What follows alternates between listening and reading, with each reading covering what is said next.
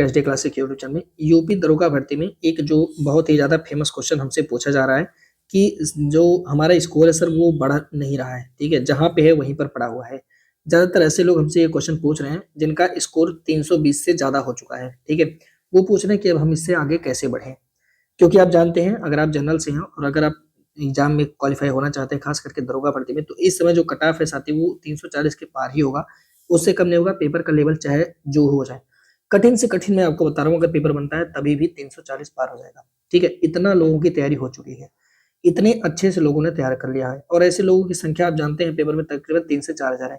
लेकिन इन लोगों की एक कमजोरी है, जो ये 340 ला रहे हैं ना, इनकी सबसे बड़ी कमजोरी है साथी, 2 सब्जेक्ट ये लोग पकड़ नहीं पा रहे हैं, ठीक है?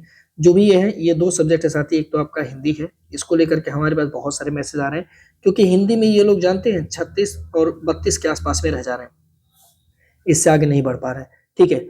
और यहीं पर जो जीएस का जो पोर्शन है साथी, जो जीएस का जो पार्ट है, यहाँ पर ये भी खेला कर रहा है साथी। जीएस वाले सेक्शन में भी बहुत सारी दिक्कत इन लोग को आ रही है और जीएस जो है 26 से 28 पर ही लोग आउट हो जा रहे हैं। तो ये 2 ऐसे सब्जेक्ट हैं जहाँ पे लोग फँस जा रहे हैं, ठीक है? यहाँ तो समझ में आता है, लेकिन यहाँ पर जो लोग फँस रहे हैं उसको समझना थोड़ा-सा ज़रूरी है।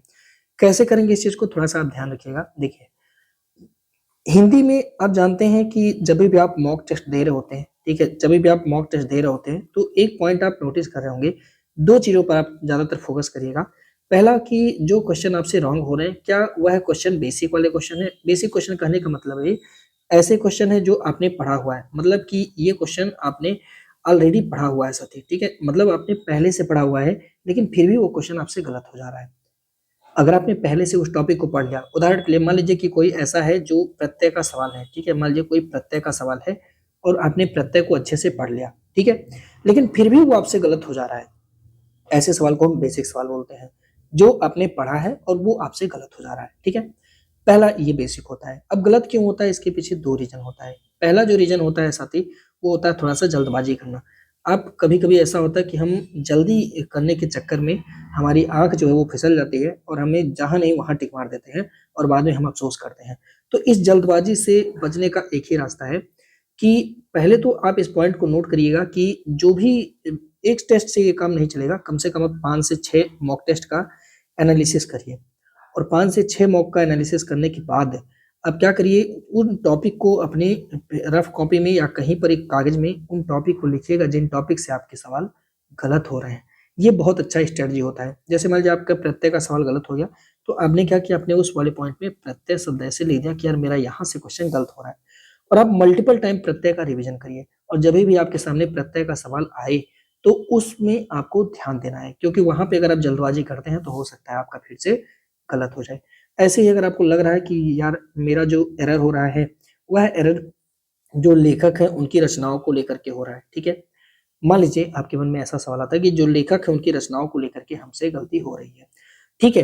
तो लेखक और रचना ये जो आपका है ये रटने वाला पार्ट है, आपको पता होगा। तो इसके लिए आप क्या करो, कम से कम 25 से 30 लेखकों का नाम आप अपनी कॉपी में ऐसे मेंशन कर लो, ठीक है? 25 से 30 लेखक और उनकी रचनाएँ, और डेली सुबह आप 5 मिनट या 10 मिनट दे करके 30 लोगों की रचनाओं को अच्छे से पढ़ो, ठीक है? अभी देखिए ये रटने वाला चीज़ है और ये अनंत होता है। बहुत सारे लेखक ने बहुत सारी रचनाएँ की हुई हैं और आपसे कुछ भी पूछा जा सकता है। तो यहाँ पे इनकी संख्या जो है, इन प्रश्नों की संख्या मिनिमम 2 होता है साथी, और मैक्सिमम ये 3 कर सकते हैं। 1 भी क्वेश्चन आ सकता है। तो इससे घबराने की ज़रूरत नहीं है, बिल्कुल तनाव लेने की आपकी ज़रूरत नहीं है, ठीक है? तो अगर ये आता है तो इसे आप बार-बार अपना नोट्स अपडेट करिए। बाकी आप अपना ही नोट्स बार-बार रिवीज़न करिए, ये सबसे बड़ा साधन होता है। अब देखिए, मैंने कहा कि यार हिंदी में पहला जो क्वेश्चन होता है साथी, वो होता है आपका बेसिक वाला, और बेसिक में आपने देखा कि आपने जो पढ़ा हुआ था ना, वो आपसे गलत हुआ है, ठीक है? दूसरा जो क्वेश्चन होता है साथी, वो ऐसा क्वेश्चन होता है जो आपने बिल्कुल भी नहीं पढ़ा है। तो आप कहोगे सर बिल्कुल भी नहीं पढ़ा है, ऐसे भी क्वेश्चन होते हैं? हाँ, आप देखोगे कि आपके अगर टेस्ट सीरीज़ है तो वहाँ से आपके पास 40 प्रश्न आते हैं, तो उसमें 2-3 क्वेश्चन ऐसे मिल जाते हैं जो आपको लगेगा कि यार हमने इसके बारे में बिल्कुल भी नहीं पढ़ा है। तो वो कहाँ से आते हैं? क्या वो आपके टॉपिक से ही आते हैं या टॉपिक के बाहर से उठा दिए जाते हैं सवाल? मॉक टेस्ट वाले कहाँ से लाते हैं आखिर उन सारे सवालों को? ये आपके मन में आ रहा होगा साथी, ठीक है? तो एक बात तो थोड़ा-सा ध्यान रखिएगा कि जो ऐसे क्वेश्चन आते हैं जो आपको लगेगा कि बिल्कुल भी पढ़ा नहीं गया है, वो क्वेश्चन दरअसल बाहर से ही आ रहे हैं। वो आपके सिलेबस के क्वेश्चन हैं ही नहीं। तो पहली बात तो आपको ध्यान नहीं देना है कि वो आपके सिलेबस के क्वेश्चन नहीं हैं। लेकिन अब सवाल ये बन जाता है कि सर अगर मान लीजिए कि जो मॉक टेस्ट में हमसे गलत हो रहा है और वो हमने नहीं पढ़ा है और हमारे सिलेबस में भी वो पॉइंट नहीं है, अगर वह पॉइंट एग्जामिनर पूछ ले तो हम क्या करेंगे? अगर वही चीज़ हमसे एग्जामिनर पूछ ले तो हम क्या करेंगे उसके लिए? देखिए, अगर आपको ऐसा कुछ लग रहा है कि उस टॉपिक को आपने नहीं पढ़ा हुआ है, तो भी टेंशन नहीं लेना है। उस टॉपिक को भी आपको क्या करना है, एक जो आपका स्टिकी नोट्स आता है साथी, ठीक है? स्टिकी नोट्स आता है, उस स्टिकी नोट्स को आप दीवार के सामने चिपकाओ और जो टॉपिक लगे कि ये बिल्कुल भी नहीं पढ़ा गया है, उस टॉपिक को आप गूगल पे सर्च करो। क्रोम पे आप जाओ, उस टॉपिक का नाम सर्च करो, उस टॉपिक के बारे में छोटा-सा नोट्स बनाओ। अब देखिए कुछ लोग ये कमेंट किए कि सर मेरा मतलब एकदम तनाव में कमेंट किए, मैं आपको अगर चाहें तो आपको कमेंट आपको मैं दिखा सकता हूँ, पर बाद में कभी दिखा दूँगा आपको। बहुत सारे लोग के ऐसे कमेंट आए हुए हैं कि जो इस बात को लेकर के एकदम प्रेशर में आ गए कि सर मेरा 320 हो रहा है और कुछ लोगों का 360 हो रहा है। इवन दो मैं तो एक बार एक देख रहा था आरडब्ल्यूए पर श्री अंकित भाटी जी सर करवा रहे थे। उन्होंने अपना एक स्कोर बताया, मैं तो उनका स्कोर वगैरह देखता रहता हूँ कि उन्होंने बताया कि लड़कों का स्कोर वो 370 गया था, ठीक है? मैं देख कर के बिल्कुल आश्चर्यचकित रह गया, क्या 370 तक भी बच्चे कर रहे हैं और ऐसे बच्चों की संख्या उन्होंने कम से कम 5000 से ज़्यादा बताया दोस्तों। तो मेरे पास जिनका 320 है वो तुरंत मैसेज करने लगे कि सर अब हम क्या करें? हम कहाँ पहुँच गए? हमारा होगा नहीं, छोड़ दें क्या पढ़ाई? मेरे भाई आप बिल्कुल भी डिमोटिवेट मत हो। ये 370 वाले आप जानते हैं कौन है? ये बरसाती मेढक हैं, जो बरसात के मौसम में निकलते हैं टारा-टारा बोल करके चले जाते हैं। इनका कोई रोल प्ले नहीं होता है। आप बिल्कुल भी तनाव इनसे तो बिल्कुल तनाव लीजिए ही मत, क्योंकि इनके पास जानते हैं एक बहुत बड़ी प्रॉब्लम है और वो प्रॉब्लम है सवाल को जल्दी करने की। आप अपनी कमजोरियों पर ध्यान दीजिए, दुनिया कहाँ जा रही है उसको आप छोड़ दीजिए। क्योंकि देखिए जब टेस्ट सीरीज में आप बैठते हैं ना, टेस्ट सीरीज में तो बहुत मन करता है एकदम प्रसन्नता है। लेकिन सर जब यही चीज़ ना एग्जाम हॉल में आप बैठते हैं ना, तो एग्जाम हॉल में आपके ऊपर बिगेस्ट प्रेशर बना रहता है और वहाँ पे आपसे होती हैं बहुत सारे मिस्टेक। मेरे पास भी ऐसे तकरीबन 30 से 40 बच्चे हैं पीडीएफ वाले ग्रुप में। वहाँ पे जहाँ पे साथी आपको पीडीएफ दिया जाता है हिंदी का और साथ-साथ में पीडीएफ दिया जाता है आपके जीएस का कंप्लीट सेशन कराया जाता है। अगर आप इच्छुक हैं उसको जॉइन करना चाहते हैं, तो ये नंबर दिया है आप वहाँ पे मैसेज कर सकते हैं। ये कोई बैच का वो नहीं कर रहा हूँ, 888176 आप यहाँ पे मैसेज करके अपनी समस्या निःशुल्क आप समझा सकते हैं, निःशुल्क आप स्ट्रेटजी जान सकते हैं, इसका हम कोई चार्ज नहीं करते। बस थोड़ा-सा चार्ज होता है जब आप पीडीएफ प्रिंटेबल फॉर्मेट में माँगते हैं कि सर हमें एक्सप्लेनेशन वाला पीडीएफ दीजिए, तब थोड़ा-सा आपसे चार्ज किया जाता है क्योंकि उसके लिए साथ ही टाइपिंग करना पड़ता है। अब देखिए हिंदी के लिए ओवरऑल अगर हम एक रिव्यू दें कि आपको करना क्या चाहिए, तो हिंदी के लिए जिनका स्कोर बहुत ज़्यादा कम हो जा रहा है, उनके लिए कुछ पॉइंट को ध्यान रखना है। सबसे पहला जो आपको काम करना है, वो है कम से कम 5-6 मॉक टेस्ट का एनालिसिस करना है और इस मॉक के जो टॉपिक आपसे गलत हो रहे हैं, उस टॉपिक को आपको एक पेज में लिखना है साथी और बार-बार उन टॉपिक को इंटरनेट के माध्यम से, यूट्यूब के माध्यम से उन टॉपिक पर साथी आपको क्या करना है, एक शॉर्ट नोट आपको क्रिएट करना है। क्या करना है? शॉर्ट नोट्स क्रिएट करना है। इतना काम आपको करना है। दूसरी चीज़ देखिए हिंदी में अगर आपके एरर हो रहे हैं या ओवरऑल मॉक में अगर आपके एरर हो रहे हैं, तो आपको सबसे पहली बात तो तनाव नहीं लेना है। जो भी गलती हो रही है, उस गलती पर आपको वर्क करना है साथी और उसको नोट्स करना है और उसको मल्टीपल टाइम रिवीजन करना है। तनाव नहीं लेना है, जो मॉक में गलत हो रहा है उसको नोट्स करके मल्टीपल टाइम रिवीजन करना है साथी। बस ये काम आप हिंदी वाले सेशन के लिए कर लीजिए, आपका हिंदी तैयार हो जाएगा। कुछ लोगों ने कहा कि सर अब हम बदल दें क्या? मेरे भाई यूट्यूब पर मैं ही आपको sectional topic wise, chapter wise question कराया हुआ हूँ। अब आप नहीं पढ़ेंगे तो उसमें आपकी मर्ज़ी है। हर चैप्टर से जितने सवाल बन सकते हैं वो हमने आपसे डिस्कस किया हुआ है। तो आप ये काम कर सकते हैं कि वहाँ से चैप्टर वाइज़ जो चीज़ें हैं वो आप कवर करिए। दूसरा सेगमेंट आता है साथी कि ये सेगमेंट आता है कि जीएस का सर इसमें तो इम्प्रूवमेंट ही नहीं हो रहा है, 26 से आगे हम लोग बढ़ ही नहीं पा रहे हैं। और वो भी 26 कैसे हैं? तो ये है साथी तुक्का। कैसे हैं? ये सारे 26 के 26 क्वेश्चन तुक्का हैं। अगर इन 26 क्वेश्चन में आपके 12 क्वेश्चन पॉलिटी के आ जा रहे हैं, तो बच्चे 12 क्वेश्चन पॉलिटी में अटेम्प्ट कर पा रहे हैं। क्योंकि पॉलिटी का कोई भी टीचर बहुत आसानी से पढ़ाया हुआ है और मैं भी आपको वचन देता हूँ कि अगर आप हमारे 17 क्लास कर लेते हैं, जिसका लिंक वीडियो के डिस्क्रिप्शन बॉक्स में है, प्लेलिस्ट में दिया हुआ है, तो पॉलिटी आपका 100% तैयार हो जाएगा। ये 12 क्वेश्चन आप 100% कर पाओगे। बाकी बचे प्रश्नों में लोग लगा रहे तुक्का और तुक्का अंततः 26 ही सही होती है। इसमें भी आपके 14 क्वेश्चन साथ ही गलत हो जा रहे हैं। अब आप इसको कैसे करेंगे? कैसे टैकल करेंगे? तो भाई इसका कोई संगम संसार नहीं है। अभी आप पॉलिटी ही कर लो उतना ही बेहतर है, ठीक है? पॉलिटी ही कर लो उतना ही बेहतर है। बाकी मूल विधि का क्लास मैं बहुत जल्द ही यूट्यूब पर स्टार्ट कर रहा हूँ। पूरी कोशिश कर रहा हूँ साथी कि मूल विधि के जो सवाल हैं उसे भी हम टैकल कर पाएँ, क्योंकि हमारे पेपर में 8 सवाल मूल विधि के आने वाले हैं। इसी तरह से करंट अफेयर और प्लस में स्टैटिक जीके का भी पोर्शन मैं बहुत जल्द चालू करूँगा। यूट्यूब पर और कोशिश करूँगा जैसे मैंने पॉलिटी में 12 क्वेश्चन आपको दिलाया, इनमें जाकर के हम पूरी कोशिश करेंगे साथी कि कम से कम आपको हम 20 क्वेश्चन यहाँ से दिलाएँ। 20 प्लस क्वेश्चन हम स्टैटिक पोर्शन और मूल विधि से आपको दिला पाएँ।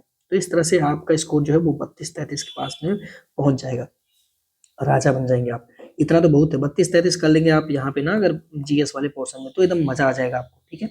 तो ये वाली चीज़ पर आपको फ़ोकस करना है और जीएस के अलग से कुछ पढ़ने की ज़रूरत नहीं है। अब एक और सेगमेंट, एक और छोटा-सा लल्लू टाइप का क्वेश्चन लोग पूछते हैं कि सर अब मैथ है में नहीं समझ में आ रहा है। कुछ लोग ऐसे होते हैं साथी जिनका मैथ बहुत ज़्यादा वीक होता है, इसे आप कैसे इम्प्रूवमेंट करिए? देखिए मैथ के लिए मैं हमेशा कहता हूँ कि आपको डेली 2 क्लास देखना चाहिए। जो भी टीचर आपको बेहतर लगे, जो भी टीचर आपको मज़ेदार लगे, है ना? चाहे वो आरडब्ल्यूए के टीचर हों, ठीक है? चाहे वो करियर बिल के टीचर हों साथी, जो भी आपको अलग से लग रहे हैं या फिर आपको गगन सर अच्छा लग रहे हैं, ठीक है? गगन प्रताप या फिर जो भी टीचर, मैं ऐसा नहीं कर रहा हूँ, किसी पर्टिकुलर व्यक्ति को नहीं कह रहा हूँ। जो भी टीचर आपको कम से कम 2 क्लास डेली, 2 क्लास करने का मतलब डेली एटलीस्ट आपको कम से कम साथी 60 से 80 क्वेश्चन डेली सॉल्व करना है।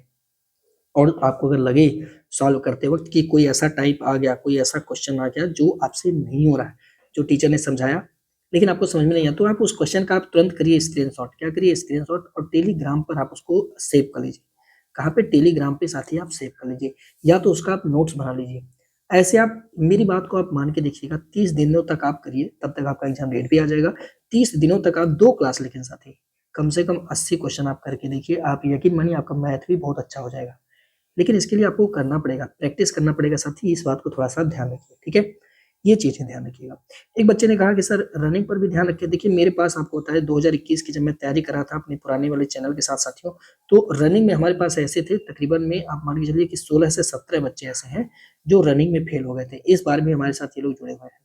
तो ये लोग रनिंग में साथी फेल हो गए थे। बहुत दुःख की बात होती है जब ये लोग रनिंग में फेल होते हैं। तो इसके लिए ज़रूरी है कि आप अभी से स्टार्टिंग से कम 1 से 2 हार्ड चाहे आपका कोट हो चाहे लो, कोई दिक्कत नहीं, बस अपने पैरों में आप जान रखिए और पैरों में जान आपके तभी आएगा जब आप बढ़िया से बाकायदे से नॉन रोटी दबा के कम से कम 5-7 रोटी सुबह में तोड़ देंगे।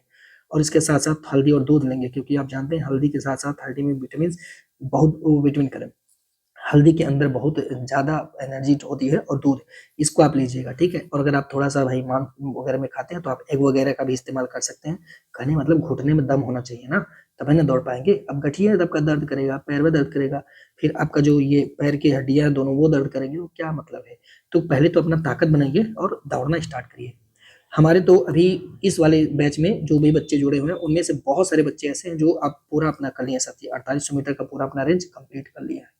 तो इससे भी पीछे मत हटिए। तो आज के सारे इतने सारे क्वेश्चन थे साथी, इतने ही क्वेश्चन लोगों के द्वारा पूछे गए। अगर आपके मन में और भी कोई डाउट आ रहा है, कोई भी सवाल आ रहा है, तो प्लीज़ वीडियो के डिस्क्रिप्शन बॉक्स में या कमेंट बॉक्स में या फिर हमारे नंबर पर ही आप हमसे डायरेक्ट जो है पूछ सकते हैं कि सर 1716 888 1716 810 ठीक है? इस पर आप हमें मैसेज कर सकते हैं, सर हमारी ये प्रॉब्लम है, इसको रिज़ॉल्व करिए, 100% आपको सैटिस्फाई करके ही वापस किया जाएगा और आपकी तैयारी में पूरा साथ दिया जाएगा, ठीक है? कोई तो बात है तो साथी प्लीज़ कमेंट करना।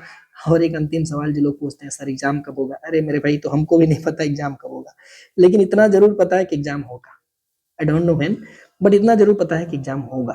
अब जभी भी होगा आपको अपना स्कोर इम्प्लीमेंट करना है और कोशिश करिए जितना जल्दी हो सके आपका स्कोर 340 पार हो जाए।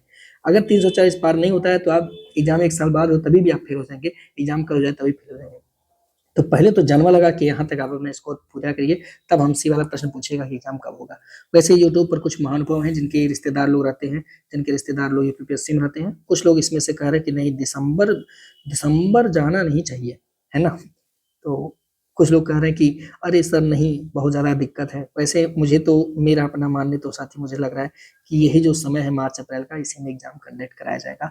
उससे पहले अभी चुनाव बिहार में चल रहा है, आप देख ही रहे हैं बिहार इलेक्शन, तो बिहार इलेक्शन का पूरा प्रभाव हमारे यहाँ पे पड़ रहा है, ठीक है?